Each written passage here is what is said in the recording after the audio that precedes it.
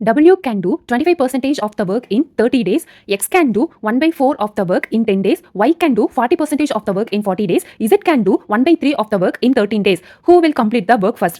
இப்போ W அப்படிங்கிறவங்க 25% of work 30 டேஸில் பண்ணியிருக்காங்க. இதை நம்ம ஃப்ராக்ஷனில் கன்வே பண்ணோன்னா 25/100 ஈக்குவல் டு 1 டைம் 4 டைம்ஸ் 1/4 அப்படின்னு வரும். அதே எக்ஸுங்கிறவங்க 1/4 ஒர்க்கை 10 டேஸில் கம்ப்ளீட் பண்ணியிருக்காங்க. Y அப்படிங்கிறவங்க 40% ஆஃப் த ஒர்க் அப்படின்னா 40/100 00 40ங்கிறவங்க 2/5 ஒர்க்கை 40 டேஸில் கம்ப்ளீட் பண்ணியிருக்காங்க. அடுத்தது இசட்ங்கிறவங்க 1/3 ஒர்க்கை 13 டேஸில் கம்ப்ளீட் பண்ணியிருக்காங்க. ஸோ டபிள்யூங்கிறவங்க 1/4 ஒர்க்கை 30 டேஸில், எக்ஸுங்கிறவங்க 1/4 ஒர்க்கை 10 டேஸில், ஒய்ங்கிறவங்க 2/5 ஒர்க்கை 40 டேஸில், இசட்ங்கிறவங்க 1/3 ஒர்க்கை 13 டேஸில் கம்ப்ளீட் பண்ணியிருக்காங்க. இப்போ இதில் யார் ஃபஸ்ட்டு கம்ப்ளீட் பண்ணியிருக்காங்க அப்படின்னு கேட்குறாங்க.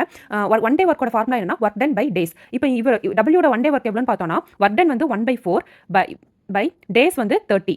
இவங்களுடைய ஒன் டே ஒர்க் எவ்வளோன்னு பார்த்தோன்னா 1/4/10. இவங்களுடைய ஒன் டே ஒர்க் பார்த்தோன்னா 2/5/40. இவங்களோட ஒன் டே ஒர்க் பார்த்தோன்னா 1/3/13. இதை ஃபுல்லாக நம்ம பண்ணோம் அப்படின்னா 1/4/13 ஈக்குவல் டு 1/120 கிடைக்கும். அடுத்தது 1/4/10 அப்படின்னா 1/40 அப்படின்னு கிடைக்கும். அடுத்தது 2/5/40 2/200 கிடைக்கும். இதை 1/100 அப்படின்னு போடலாம். அடுத்தது 1/3/13 அப்படிங்கிறத 1/39 அப்படின்னு போடலாம். இப்போ இது நம்மளுக்கு கிடைச்சது எல்லாமே ஒன் டே ஒர்க் தான். இதை அப்படியே ரிவர்ஸ் பண்ணா அவங்களுடைய டோட்டல் ஒர்க் எவ்வளோ நாளில் கம்ப்ளீட் பண்ணுவாங்க அப்படிங்கிறது தெரியும். ஸோ இது 120, இது 40, இது 100 அண்ட் இது 39. அப்போ இருக்கிறதுலே கம்மியான டேஸில் ஒர்க்கை கம்ப்ளீட் பண்ணுறவங்க இசட்.